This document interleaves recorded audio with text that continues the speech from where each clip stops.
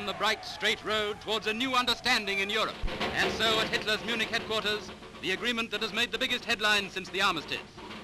Let no man say that too high a price has been paid for the peace of the world until he has searched his own soul and found himself willing to risk war and the lives of those nearest and dearest to him.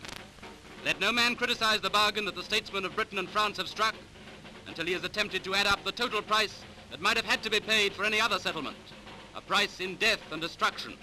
That price will not be paid. There will be peace. It's the greatest diplomatic triumph of modern time.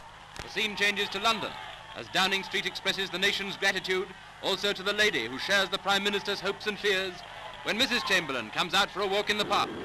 And the Prime Minister comes home, home to an empire filled with joy and relief, home to a welcome that he will never forget.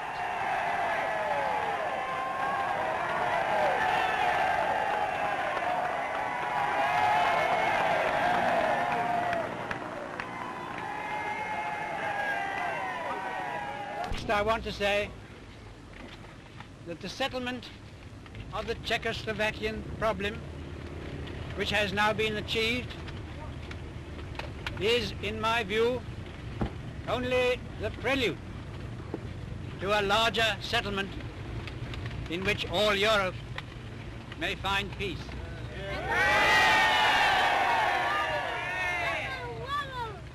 This morning I had another talk with the German Chancellor, Herr Hitler.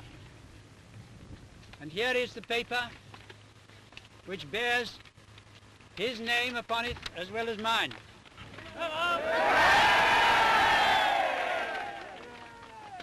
Some of you perhaps have already heard what it contains, but I would just like to read it to you. We, the German Führer and Chancellor, and the British Prime Minister have had a further meeting today and are agreed in recognizing that the question of Anglo-German relations is of the first importance for the two countries and for Europe.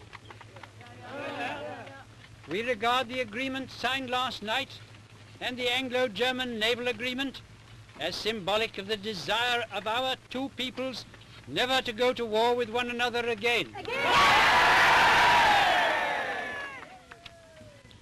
We are resolved that the method of consultation shall be the method adopted to deal with any other questions that may concern our two countries, and we are determined to continue our efforts to remove possible sources of difference and thus to contribute to assure the peace of Europe.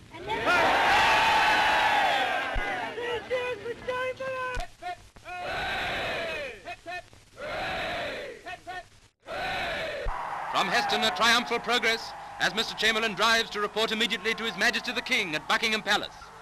And in this, perhaps the most historic spot of the Empire's capital, let the people themselves speak what is in their hearts.